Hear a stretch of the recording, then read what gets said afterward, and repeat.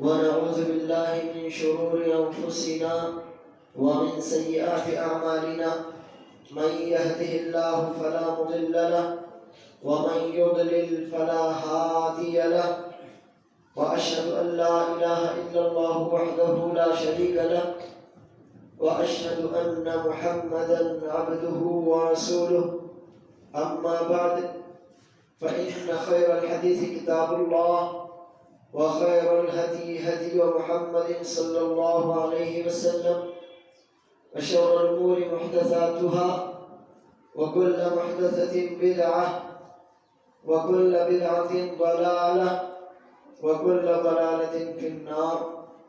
فأعوذ بالله من الشيطان الرجيم. بسم الله الرحمن الرحيم. يا أيها الذين آمنوا اتقوا الله حق تقاته ولا تموتن إلا وأنتم مسلمون.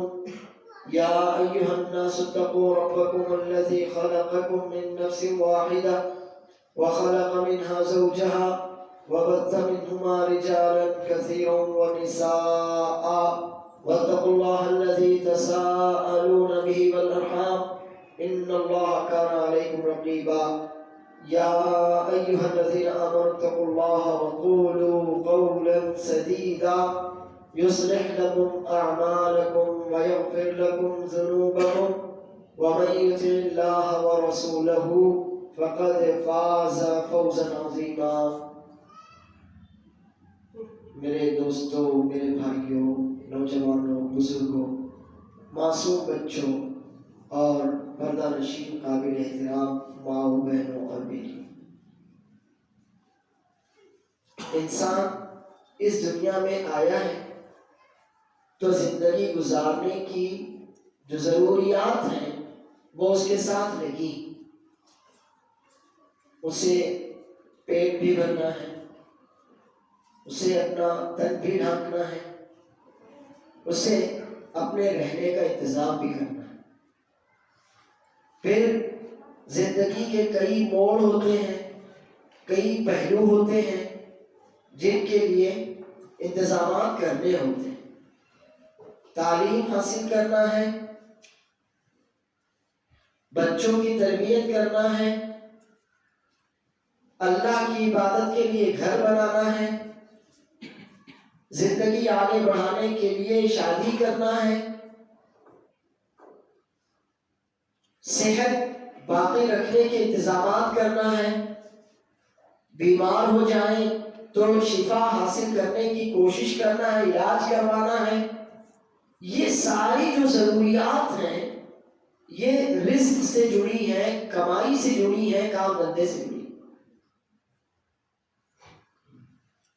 جس اللہ تعالیٰ نے ہمارے ساتھ یہ ضروریات لگائی کہ آپ کو زندہ رہنا ہے تو پیٹ بھرنا چاہیے، تن ڈھکا ہونا چاہیے، آپ کے رہنے کے لیے سر چھپانے کے لیے چھت چاہیے، چار دیواری چاہیے، گھر چاہیے، اپنی عزت کی، اپنے نسب کی حفاظت کے لیے نکاح، جہالت دور کرنے کے لیے تعلیم، اللہ کی عبادت کے لیے مسجد، اپنے بچوں کی تعلیم و تربیت کے لیے مکتب، مدرسے، مسجد، اسکول، بیمار ہو جائیں تو دواخانے.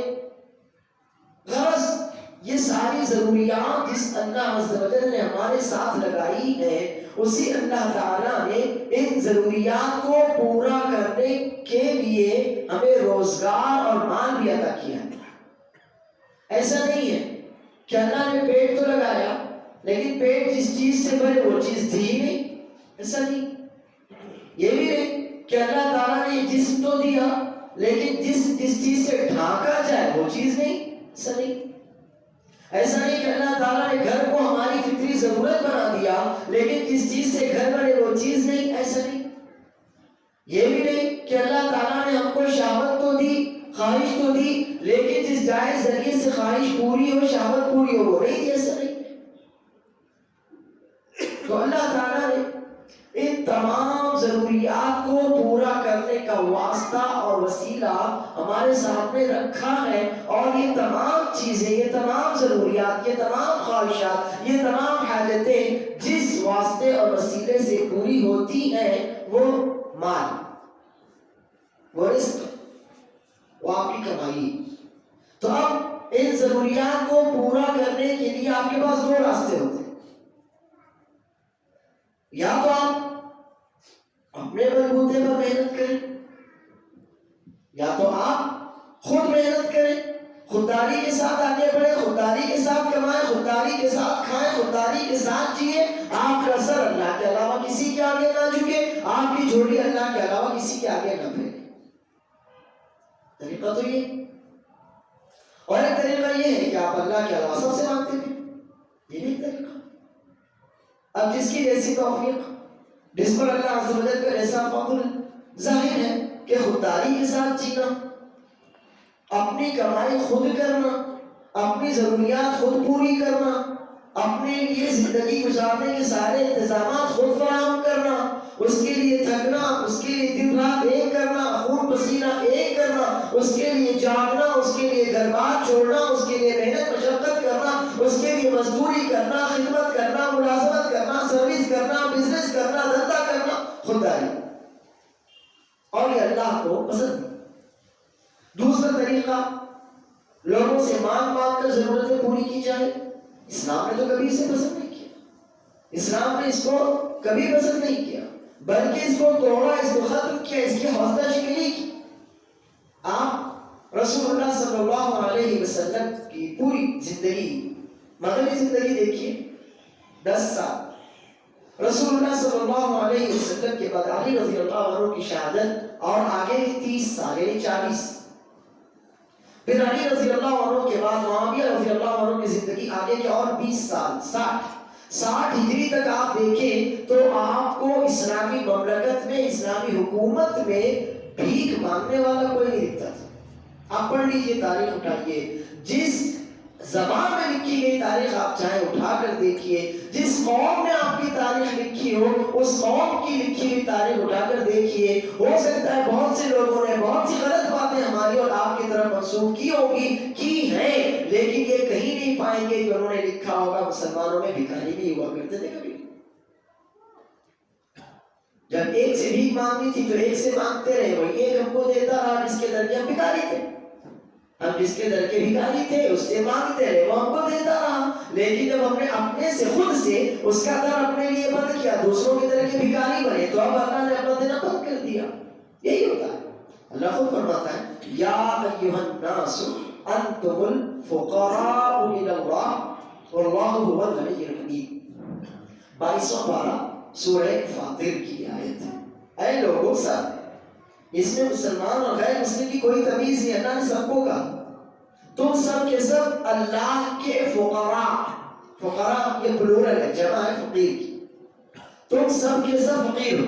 بھکاری، فقیر کس کو کہتے ہیں آپ لوگ؟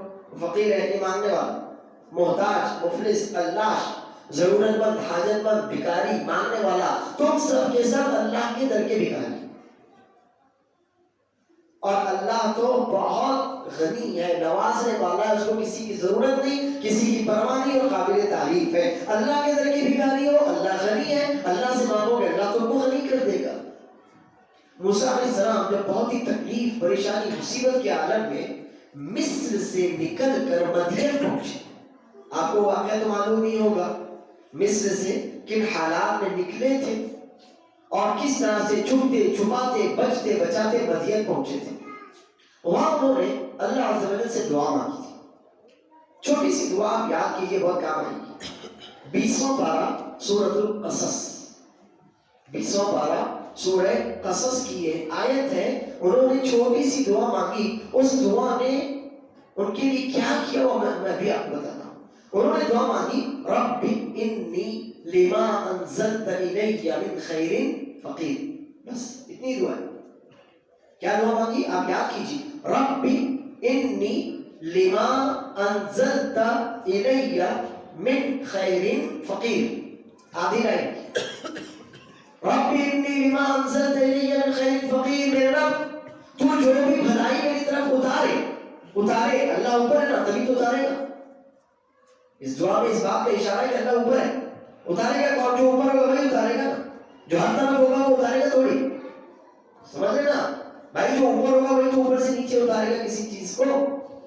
تو کہا میرے رب تو جو بھی خیر میری طرف اتارے میں فقیر ہوں. کیا کہا انہوں نے یہ نہیں کہا مجھے اس کی ضرورت نہیں, انہوں نے کہا میں بھکاری ہوں, اللہ میں تیرے در کا بھکاری ہوں. بس چھوٹی سی دعا آپ کو یاد ہو گئی ہوگی.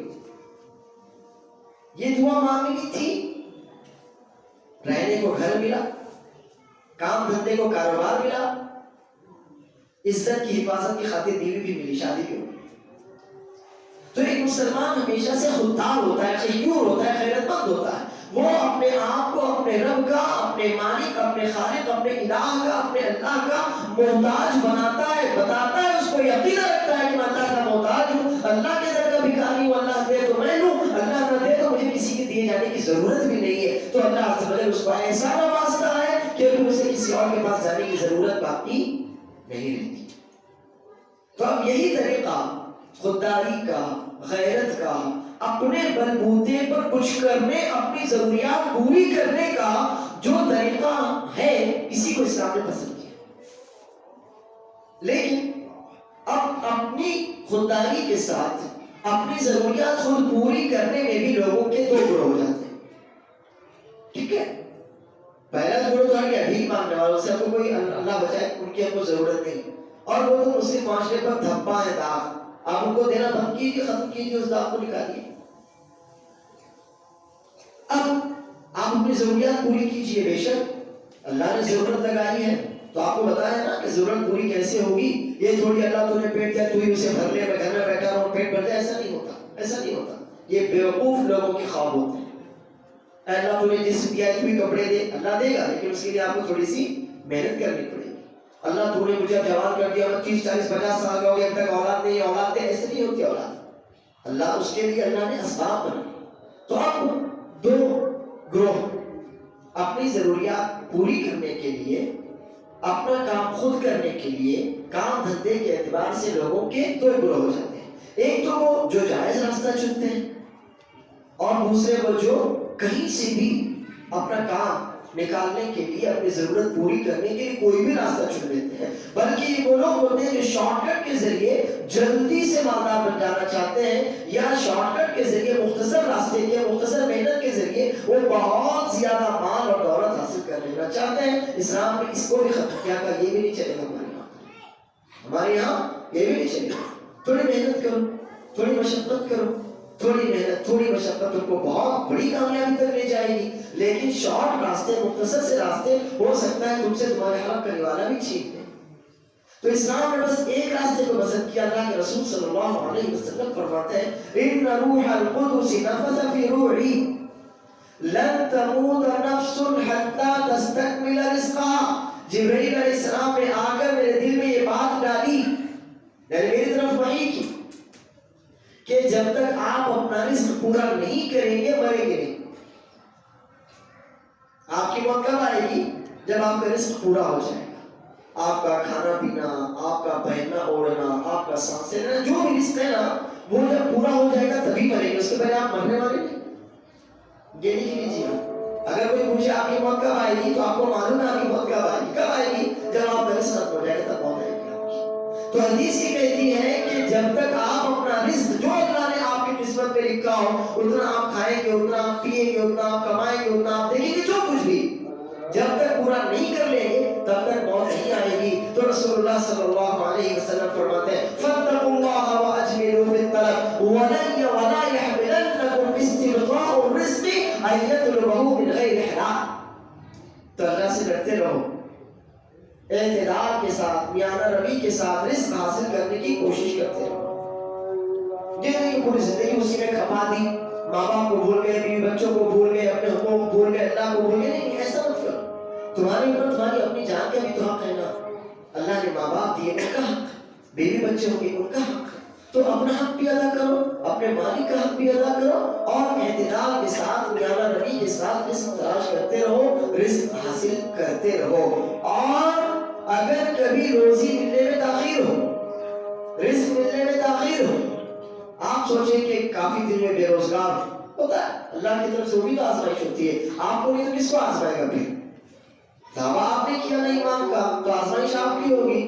آپ ایمان کا دعویٰ چھوڑ دو, آزمائش ہوتا. آپ کرتے ہیں ایمان کا دعویٰ کہ اللہ مومن ہے تو اللہ کی آزمائش تو آپ ہی کے ساتھ ہوگی نا. جو دعوی نہیں کرتے ان کو کہے گا آزمانا، ان کا تو کوئی مسئلہ ہی نہیں ہو تو ختم ہے. آزمائش کس کو جاتا ہے؟ دیکھیے آپ کو کوئی کورس کرنا ہے تو اس کورس کے لیے آپ ہی سے ایلیجیبلٹی ٹیسٹ لیا جائے گا نا. آپ کو اگر ڈاکٹر بننا ہے تو نیٹ دیکھا جائے گا نا. آپ کو اگر کوئی کورس آگے کا کرنا ہے تو آپ ہی سے وہ ٹیسٹ لیا جائے گا. مجھے تھوڑی لیا جائے گا، میں تھوڑی دے رہا ہوں کورس کا. تو آپ نے دعویٰ کیا نا اللہ میں مومن ہوں، تو یہ آزمائش کس کی ہوگی؟ آپ کی ہوگی. جو دعوے ہی نہیں کرتے اللہ ان کو کیوں آزمائے؟ ان کو کہ مسئلہ ہی نہیں، تو ختم ہے، ان کو جانا ہی نہیں وہاں تک جہاں آپ کو جانا ہے. تو اللہ کے رسول صلی اللہ علیہ وسلم فرماتے ہیں وَلَا يَحْمِلَنَّكُمْ اسْتِبْطَاءُ الرِّزْقِ أَن يَطْلُبَهُ مِنْ غَيْرِ حَلَالٍ، کہ اگر رزق ملنے میں تاخیر ہو رہی ہو تو ہرگز بھی یہ تاخیر تمہیں حرام راستوں سے رزق حاصل کرنے پر نہ ابھارے. صبر کیجیے، تھوڑا برداشت کیجیے، تھوڑا حوصلہ رکھیے، اپنے رب پر بھروسہ رکھیے. وہ آپ کو آزمائے گا لیکن ضائع نہیں کرے گا. وہ آپ کو آزمائے گا، آپ کی استطاعت اور حیثیت کے مطابق ہی آزمائے گا. جتنا دعویٰ اونچا ہوگا آزمائش اتنی زیادہ سخت ہوگی، جتنا دعویٰ کچا ہوگا آزمائش بھی اتنی ہی ہلکی ہوگی. تو اللہ عز و جل آپ کو آزمائے گا، آپ کا صبر دیکھے گا، آپ کا حوصلہ دیکھے گا، آپ کا اعتماد، آپ کا یقین، آپ کا توکل دیکھے گا، اور اس کے بعد آپ کو پھر کس طرح سے نوازے گا اس کا تو آپ تصور بھی نہیں کر سکتے. یہ نہیں سب کو بتاتی ہے کہ آپ جب تک اپنا رزق پورا حاصل نہیں کر لیں گے مریں گے نہیں. اس کے لیے آپ کو تھوڑا صبر کرنا ہے، تھوڑی محنت کرنی ہے اور حلال ذرائع سے اپنا رزق حاصل کرنا ہے. اگلی بات صحیح مسلم کی روایت ہے، اللہ کے رسول صلی اللہ علیہ وسلم فرماتے ہیں ان اللہ امر عبادہ المؤمنین بما امر به المرسلین فقال یا ایہا الرسل کلوا من الطیبات واعملوا صالحا انی بما تعملون علیم. ثم ذکر الرجل یطیل السفر اشعث اخبر يرفع يديه الى السماء یا رب یا رب ولكن مطعمه حرام وملبسه حرام وغذي بالحرام فأنى يستجاب لذلك. اللہ کے رسول صلی اللہ علیہ وسلم کے اس فرمان کا ترجمہ ہے کہ اللہ تعالیٰ نے اپنے مومن بندوں کو، دیکھیں کس کو؟ مومن ہو. اللہ کو دوسروں کی پرواہ نہیں، اور وہ خود ہی اللہ کو نہیں مانتے تو اللہ کے زبردستی ان کے پیچھے پڑے. اللہ تعالیٰ نے اپنے مومن بندوں کو وہی حکم دیا جو رسولوں کو حکم دیا علیہ السلام. آپ کا درجہ کتنا اونچا ہے. آپ کو اسی جگہ بٹھا کر عزت دی گئی جہاں کس کو عزت دی گئی؟ رسولوں کو، انبیاء. آپ کو وہی حکم دیا گیا جو رسولوں کو دیا گیا. اتنا اونچا درجہ آپ کا ہے. اللہ تعالیٰ نے اپنے مومن بندوں کو وہی حکم دیا جو حکم اس نے اپنے رسولوں کو دیا علیہ السلام. چنانچہ اللہ نے فرمایا یا ایھا الرسل کلوا من الطیبات واعملوا صالحا. اے رسولو، آدم علیہ السلام سے لے کر رسول اللہ محمد صلی اللہ علیہ وسلم تک سب آ گئے، کوئی باقی نہیں بچا. اے رسولو، اے انبیاء کی جماعت، کلوا من الطیبات. طیب کہتے ہیں پاکیزہ، حلال. طیب کسے کہتے ہیں؟ ایک وہ چیز جو حلال ہو اور پھر اس میں کون سی صفت ہو؟ پاکیزگی. ایک وہ چیز جو حلال بھی ہو اور پاکیزہ بھی ہو، اچھی بھی ہو، اس کو طیب کہتے ہیں. اے رسولو، پاکیزہ حلال روزی کھاؤ، حلال چیزیں کھاؤ اور نیک اعمال کرو. یہاں دو باتیں ابھی دھیان میں رکھیے. پہلی بات، ایک تو یہ ہوتا ہے کہ آپ کی وہ چیز جو ہوتی ہے وہ حلال ہوتی ہے مگر پاکیزہ نہیں ہوتی. آپ یہ کیسے ہوا؟ حلال ہے تو بھی پاکیزہ کیوں نہیں؟ جی وہ ایسے ہوتا ہے کہ مثلا آپ نے گوشت خریدا یا مچھلی آپ خرید کر رہے، چلیے گوشت کو جانا، مچھلی خرید کر رہا ہے. اب مچھلی یہ حلال ہے کہ نہیں ہے؟ حلال ہے نا بھائی. وہ مسلم بیچے ہندو بیچے اس کو فرق نہیں پڑتا. آپ خود پکڑ کے لاؤ، کسی سے پکڑواؤ، کوئی فرق نہیں پڑتا. اور مچھلی مچھلی ہے، آپ کھا سکتے، آپ کو کھانا ہے، پسند ہے کھا، یہ نہیں کھانا آپ کی مرضی، وہ آپ کے لیے حلال ہے. ٹھیک ہے نا؟ لیکن آپ نے جس پیسے سے وہ مچھلی خریدی وہ پیسہ حرام. تو اب وہ مچھلی آپ کے لیے حلال ہونے کے باوجود پاکیزہ نہیں ہوئی، وہ حلال تھی، لیکن آپ نے جس مال کے ذریعے اس مچھلی کو خریدا ہے، آپ کا وہ مال کیا تھا؟ وہ مال حرام تھا، آپ نے ناجائز ذریعے سے کمایا تھا، لہٰذا وہ مچھلی اپنے حلال ہونے کے باوجود آپ کے لیے پاکیزہ نہیں ہوئی، وہ حرمت پر باقی رہی وہ۔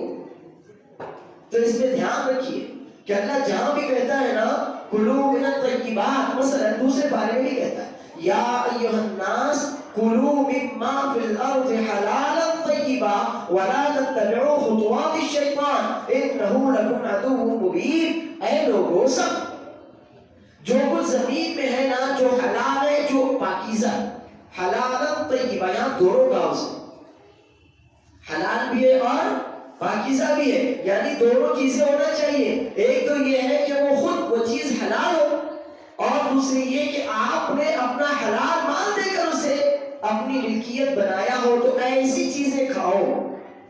وَلَا تَتَّبِعُوا خُطُوَاتِ الشَّيْطَانِ، فوری طور پر حلال پاکیزہ چیزیں کھانے کا حکم دینے کے بعد یہ کہنا کہ شیطان کے راستے پر مت چلو، شیطان کے نقش قدم کی پیروی مت کرو۔ کیا مفہوم ہوا اس کا؟ اس کا مفہوم یہ ہوا کہ تم کو حلال سے ہٹانے والا، تم کو پاکیزگی سے ہٹانے والا شیطان، اس کی بات نہیں ماننا۔ یا تو وہ تم کو حرام کھلوائے گا، مثلا تمباکو، بیڑی، سگریٹ، گٹکا، گاجا، حرام، یا تو تم کو حرام کھلوائے گا، اور یا تو پھر حلال چیز کھلائے گا لیکن حرام مال کے ذریعے کھلوائے گا۔ چنانچہ شیطان کی بات نہیں ماننا، شیطان کو اپنا دشمن سمجھنا، شیطان کی نقش قدم کی پیروی مت کرنا، بے شک وہ تمہارا کھلا ہوا دشمن ہے، اور جب وہ دشمن ہے تو تم بھی اس سے دشمنی نبھاؤ۔ جب وہ تمہارا دشمن ہے، اس نے کہیں نہیں کہا میں انسانوں میں دوست ہوں۔ جب اللہ نے کہا تمہارا دشمن ہے، تو شیطان نے کہیں نہیں کہا نہیں اللہ میں تو دوست ہوں، نہیں، اس نے کہیں نہیں کہا۔ وہ مانتا ہے تو آپ کا دشمن ہے، آپ نہیں مانتے تو آپ کا دشمن ہے۔ تو اللہ نے فرمایا بے شک وہ تمہارا کھلا ہوا دشمن ہے، فاتخذوہ عدوا، تو تم بھی اس سے دشمنی نبھاؤ۔ اب جہاں اللہ عز و جل نے رسولوں کو یہ حکم دیا کہ پاکیزہ اور حلال کھاؤ اور نیک اعمال کرو، تو دوسری بات یہ ہے کہ علماء کرام کہتے ہیں نیک عمل کا تعلق حلال اور پاکیزہ رزق سے، نیک عمل کرنے کی توفیق اور پھر نیک اعمال کو قبول کرنا، دونوں باتیں۔ ایک تو نیک عمل کرنے کی توفیق بھی اسی کو ملتی ہے جو حلال کھاتا ہے، اور پھر آپ نے جو نیک اعمال کیے، جس نے بھی جو نیک اعمال کیے، تو نیک اعمال اسی کے قبول ہوتے ہیں جو حلال کھاتا ہے۔ یہ چھوٹی سی آیت کا چھوٹا سا ٹکڑا ہے نا، اس پر بار بار غور کرنا کہ اللہ عز و جل نے جو کہا کلوا من الطیبات واعملوا صالحا، پاکیزہ حلال روزی کھاؤ اور نیک اعمال کرو، کیا مفہوم ہوا؟ دونوں کو اللہ نے کیوں جوڑا؟ دونوں کو اس لیے جوڑا کہ جو لوگ حلال پاکیزہ رزق نہیں کھاتے، پہلی بات تو یہ کہ ان کو نیک عمل کرنے کی توفیق بھی نہیں ہوتی، اور دوسری بات یہ کہ اگر توفیق ہو بھی گئی تو ان کے نیک اعمال قبول نہیں ہوتے، ان کے نیک اعمال قبول نہیں ہوتے۔ تو یہ رزق حرام کی نحوست ہے، یہ رزق حرام کی نحوست ہے کہ یا تو اللہ عز و جل اس بندے سے نیکی کی توفیق چھین لیتا ہے، اور دوسری بات یہ کہ اگر توفیق ملی بھی تو قبولیت چھین لیتا ہے، اس کے نیک اعمال قبول نہیں کیے جاتے۔ تو اگر آپ کی روزی حلال ہے، اگر آپ کی کمائی حلال ہے، تو انشاءاللہ دونوں باتوں کی امید رکھی جائے گی، ایک تو یہ کہ آپ کو نیکی کی توفیق ملے گی، اور دوسری یہ کہ آپ کی وہ نیکی انشاءاللہ قبول بھی کی جائے گی۔ بے شک تم جو بھی کرتے ہو مجھے اس کی پوری خبر ہے۔ پھر رسول اللہ صلی اللہ علیہ وسلم نے، یہ وہی حدیث کنٹینیو چل رہی ہے، پھر رسول اللہ صلی اللہ علیہ وسلم نے ایک آدمی کا ذکر کیا، بطور مثال بیان کیا۔ طویل دور دراز کے سفر میں وہ ہوتا ہے، پریشان حال ہے، نہ کھانے کا ٹھکانہ، نہ ٹھہرنے کا ٹھکانہ، نہ کسی طرح کا کوئی انتظام، اکیلا صحرا میں، جنگل میں دور دراز سفر کر رہا۔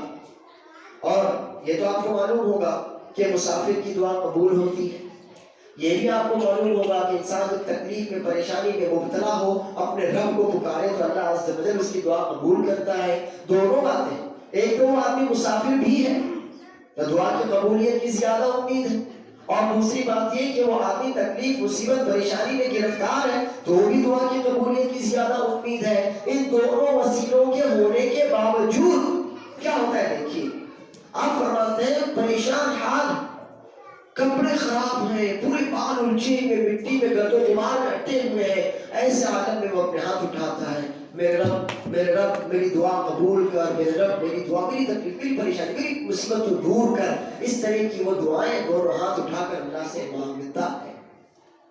لیکن کھانا حرام. کیا حرام؟ کھانا حرام. کھانا حرام کہاں سے ہوگا؟ کمائی سے ہوگا. حرام کماتا ہے تو حرام کھاتا ہے. پہننا حرام، کپڑے جو پہنتا ہے وہ بھی حرام ہے. کمائی حرام کی ہے تو جو کھائے گا وہ بھی حرام ہی، جو پہنے گا وہ بھی حرام سے ہی پہنے گا، اور اس کی پرورش بھی حرام سے ہی ہو رہی ہے. حرام کمانا تو پرورش اپنے آپ کو کیسے پالے گا؟ وہ جو آدمی حرام کماتا ہے وہ اپنے کو بھی تو پالتا ہے نا. آپ کیا سمجھتے ہیں؟ آدمی اپنے آپ کو نہیں پالتا. آپ کہتے ہیں میں 4 بچوں کو پال رہا ہوں، 4 بچوں سے پہلے تو آپ اپنے آپ کو پالتے ہیں. تو آدمی خود بھی تو اپنے آپ کو پالتا ہے. تو آدمی جو کھا رہا ہے وہ حرام کا، جو پہن رہا ہے وہ حرام کا، جو کچھ اس کی کمائی کے ذریعے سارے کے سارے حرام کے ہیں. فَأَنَّىٰ يُسْتَجَابُ لِذَٰلِكَ، تو ایسے آدمی کی دعا کیسے قبول ہو سکتی ہے؟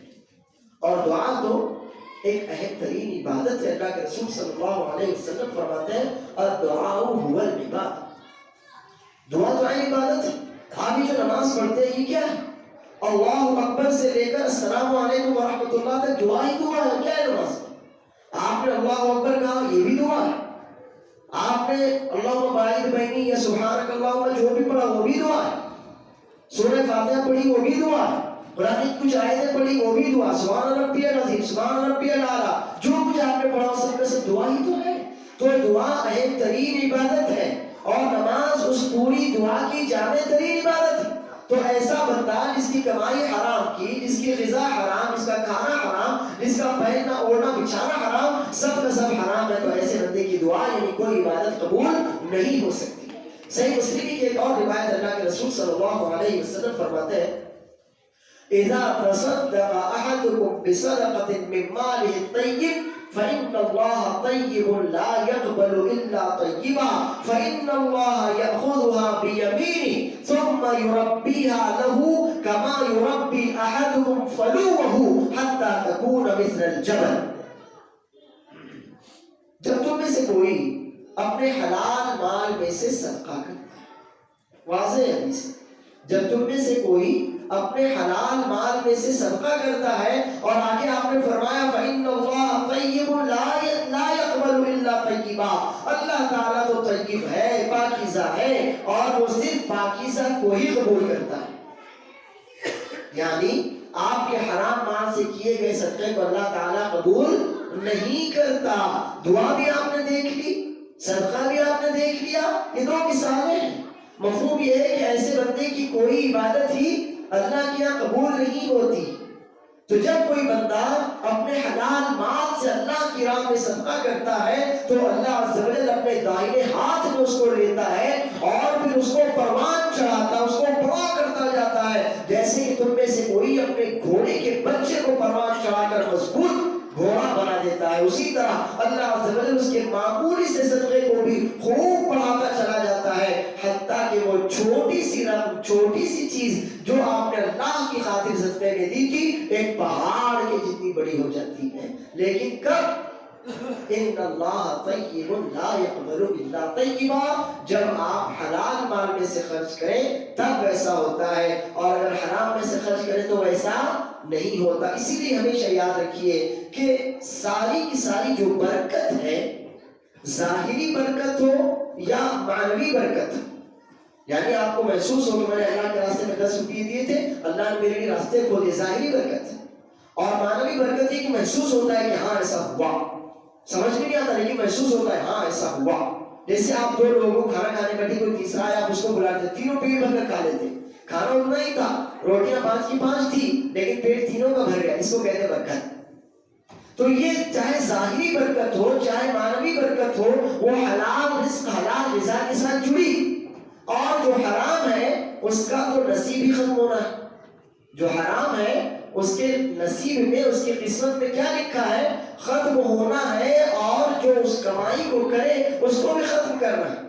آپ نے دیکھا ہوگا، محسوس کیا ہوگا، جو لوگ سودی کاروبار کرتے ہیں، رشوت وغیرہ لیتے ہیں، تو تھوڑے دنوں میں ان کی آمدنی بہت بڑھ جاتی ہے، 10 بسیں ہو گئی، 20 ٹرک ہو گئے، 6 بلڈنگیں ہو گئی، لیکن پھر اس کے بعد آپ نے دیکھا ہوگا 10 سال 15 سال 20 سال 30 سال کے بعد ان کو یہ خود ان کی اولاد کو آپ دیکھ سکتے ہیں کہ ان کے حالات اتنے خراب ہو جاتے ہیں کہ بہت سی دفعہ ان کو صدقہ دینے کی نوبت آ جاتی ہے۔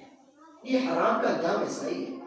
حلال کے 2 روپیوں میں جو برکت ہے نا، ظاہری باطنی معنوی ہر اعتبار سے، وہ حرام کے 200 روپیوں میں بھی۔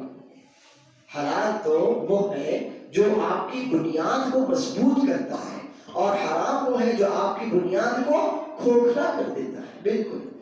تو یہ جو کچھ میں نے حلال روزی اور رزق کے تعلق سے آپ کے سامنے باتیں رکھی ہیں، امید ہے آپ کی سمجھ میں آئی ہوگی۔ اللہ عز و جل مجھے اور آپ کو حلال کمانے والا، حلال ذریعے روزگار اختیار کرنے والا بنائے، ہر طرح کے حرام سے ہر مسلمان کو محفوظ رکھے، ہماری کمائی میں، ہمارے مال میں، ہمارے رزق میں اللہ عز و جل برکت عطا فرمائے۔ جو نوجوان بے روزگار ہو اللہ انہیں روزگار دے، ہم میں سے جو مسلمان بھی تکلیف مصیبت میں گرفتار ہو اللہ عز و جل ان کی تکلیف مصیبت اور پریشانیاں دور فرمائے۔ ربنا ظلمنا انفسنا وان لم تغفر لنا وترحمنا لنكونن من الخاسرين ربنا تقبل منا انك انت السميع العليم وتب علينا انك انت التواب الرحيم سبحان ربك رب العزة عما يصفون وسلام على المرسلين والحمد لله رب العالمين۔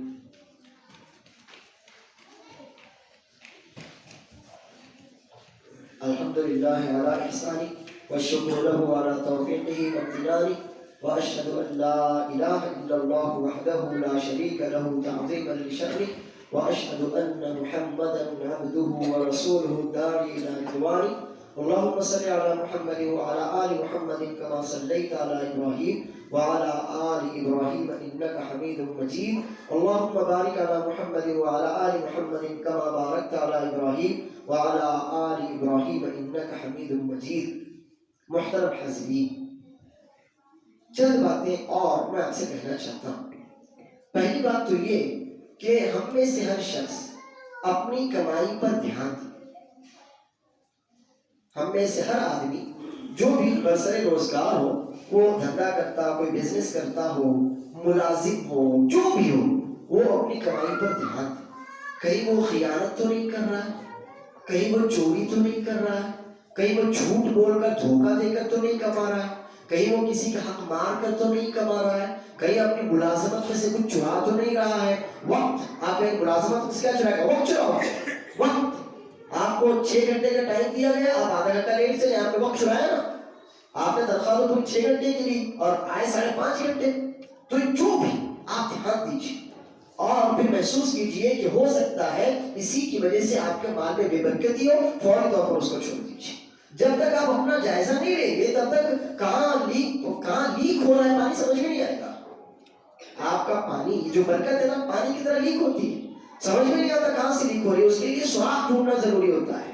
تو ہم میں سے ہر شخص دیکھے کہ حق تلفی، جھوٹ، دھوکہ، مکاری، خیانت، کسی کا حق ہڑپ کر لینا، یا سود یا رشوت، جہاں سے بھی اس طرح کی کوئی کمائی آ رہی ہو یا براہ راست حرام کمانا، جو بھی، تو جو بھی ہے وہ فوری طور پر دھیان دے، اس کمائی سے توبہ کرے یا اس خیانت، اس دھوکے سے توبہ کرے، پھر دیکھیں کہ انشاءاللہ کس طرح اللہ رب العالمین اس کے مال میں، اس کے رزق میں، اس کی عزت میں برکت دیتا ہے۔ دوسری بات، الحمدللہ مسجد کا کام ہو رہا ہے، تو یہ اس مسجد پر خرچ کرنا کس کا کام ہے؟ کس کی یہ مسجد؟ یہ مسجد کس کی ہے؟ میری اور آپ کی ہے نا۔ تو اس مسجد پر خرچ بھی ہم اور آپ ہی کریں گے، اور یہ اللہ کا گھر ہے۔ آپ مر جائیں گے نا تب بھی آپ کے کھاتے میں نیکیاں لکھی جاتی رہیں گی۔ آپ اپنا گھر اگر تاج محل بھی بنا دیں گے نا تو آپ کے پوتے آپ کو دعا بھی دینے والے نہیں ہیں۔ بہت زیادہ خوش فہمی میں مت رہیے۔ آپ نے اگر تاج محل بھی بنا لیا نا اپنے لیے، اپنے بیوی بچوں کے لیے، تو بس عیش کریں گے اس تاج محل میں، آپ کو اس سے ملنے والا کچھ نہیں ہے، ٹھیک ہے؟ لیکن اللہ کے گھر میں اگر آپ نے ایک اینٹ بھی لگا دی نا، جب تک وہ اینٹ رہے گی تب تک آپ کے نامہ اعمال میں نیکیاں لکھی جاتی رہے گی۔ یہ ایک فین آپ نے لگا دیا نا 1500 روپے 2000 کا، اس سے زیادہ کیا آئے گا؟ آپ نے لگا دیا نا، جب تک یہ فین نمازیوں کو سکون پہنچاتا رہے گا آپ کی نیکیاں بڑھتی رہے گی، آپ کے نامہ اعمال میں نیکیاں لکھی جاتی رہے گی۔ آپ نے ایک نل لگا دیا نا، ایک نل کتنے کا آئے گا نل؟ 150 کتنے کا آتا ہے نل؟ 150 200 کا آتا ہے. گھر کے لیے تو 1000 روپے کا لیتے، مسجد کے لیے 150 کا. 150 روپے کا نل آپ نے اگر لگا دیا، جب تک لوگ اس سے وضو کرتے رہیں گے، بچے مسجد میں آ کر اس سے کھیلتے بھی رہیں گے نا، انشاءاللہ آپ کو اس کا بھی ثواب ملتا رہے گا. تو اپنی مسجد پر خرچ کیجیے. اور ابھی میں نے آپ کو بتایا نا، اگر آپ نے تھوڑا سا بھی خرچ کیا پاکیزہ حلال مال میں سے، تو اللہ عز و جل اس کو اپنے داہنے ہاتھ میں لے کر قبول کرتا ہے، اور جتنا بڑھاتا ہے اس کو پہاڑ کے جتنا بڑھاتا ہے. تو آپ اللہ کے راستے میں 1 روپیہ بھی اگر آپ کی جیب میں تو اسے کم مت سمجھیے. ہو سکتا ہے وہ 1 روپیہ حرام مال سے کیے گئے 1 لاکھ روپیوں سے زیادہ بہتر ہو. تو آپ دیجئے اپنی جان، جو بھی اللہ نے آپ کو دیا اپنا مال اللہ کے راستے میں خرچ کیجئے. انشاءاللہ اس کے عوض اللہ جو آخرت میں آپ کو دے گا وہ تو دے گا، دنیا میں بھی ملے گا. دنیا میں بھی آپ کو ملے گا. اللہ عز و جل ایک مومن کو دونوں جگہ دیتا ہے، کسی کو صرف آخرت کے لیے چن لیتا ہے، اور کسی کو دنیا میں بھی دیتا ہے اور آخرت میں بھی دیتا ہے. تو آپ اللہ عز و جل سے دونوں جگہ مانگیے، اور دونوں جگہ دینے پر آپ کو مانگتے رہے. لیکن اللہ کے لیے مسجد کہ جو بھی ذمہ داران ہیں ان کو آپ اپنے گھر پر آنے کے لیے مجبور مت کیجئے، بلکہ بند مٹھی لا کر آپ ان کے پاس دیتے رہیے کہ کام رکنے نہ پائے. ہم ایک دن گھر میں ایک ٹائم کا کھانا کم کھائیں گے، لیکن مسجد کا کام پہلے کریں گے. یہ اللہ کا گھر ہے، اسی میں ہماری نسلوں کی حفاظت بھی ہے، تربیت بھی ہے، پرورش بھی ہے، اور وہی آگے چل کر آپ کا نام انشاءاللہ دین کے نائے سے آگے بڑھائیں گے. اور تیسری بات جو میں کہنا چاہتا ہوں وہ حالات حاضرہ کے اعتبار سے وہ یہ ہے کہ دیکھیے ابھی ایک ریاست میں جو بھی حجاب، برقع، نقاب کو لے کر ہو رہا، اس میں ہمارا کیا رول ہے؟ پہلی بات تو یہ ہے کہ کسی غیر کو آپ کے اوپر انگلی اٹھانے کا موقع اس وقت ملتا ہے جب آپ کے اندر کچھ ویکنیس ہو. آپ کے اندر کچھ ویکنیس ہو. ابھی اورنگ آباد میں آپ چلے جائیے، آپ کے خلد آباد کا مجھے نہیں معلوم، آپ اورنگ آباد میں برقعے کی دکانیں دیکھتے چلے جائیے. ارے اللہ معاف کرے، وہ برقعے کدھر ہے؟ وہ برقعے ہے، اس سے تو بہتر تھا وہ لڑکی نہ ہوتی تو کوئی نہیں دیکھتا اس کو. اللہ، وہ برقعے نہیں ہے، وہ برقعوں کا مذاق ہے. اور یہ برقع جو ہے نا، یہ اسلامی شعار ہے. کیا ہے؟ شعار. شعار کا مطلب ہوتا ہے ایسی علامت جس کے ذریعے آپ کو پہچانا جائے. شعار کسے کہتے ہیں؟ شعار کا مطلب ہوتا ہے ایسی علامت، آپ کی ایسی پہچان جس کے ذریعے آپ کو پہچانا جائے. تو یہ برقعے ہمارا شعار، ہمارے دین کی علامت ہے. یہ اس بات کی علامت ہے کہ یہ بچی، یہ لڑکی، یہ عورت جس نے برقع اوڑھا ہوا ہے وہ پاکیزگی کی انتہا پر ہے. لیکن وہ لڑکیاں جو ایسے برقعے اوڑھتی ہیں جو ہم نے دیکھے ہیں دکانوں پر، اللہ اکبر، اللہ معاف کرے، اللہ معاف کرے. تو اگر آپ کے گھروں میں بھی ایسے برقعے ہیں تو فوری طور پر ان کو ضائع کیجیے. یہ نہیں کہ صدقہ کر دیں گے، صدقہ کر کے کسی اور کو گناہ پر ابھاریں گے، کیا نہیں، ضائع کیجیے. وہ برقعے نہیں ہے، وہ برقعوں کے نام پر مذاق ہے. برقعوں کا مطلب تو یہ ہوتا ہے کہ اٹھی ہوئی نظر جھک جائے، اور یہاں حال تو یہ ہوتا ہے اللہ معاف کرے کہ جھکی ہوئی نظر اٹھ جاتی. آپ سب سمجھتے ہی ہوں گے میری باتوں کو، جوان ہے ماشاءاللہ، سمجھتے ہو. اٹھی ہوئی نظر کو جھکانے والی چیز کو برقع کہتے ہیں.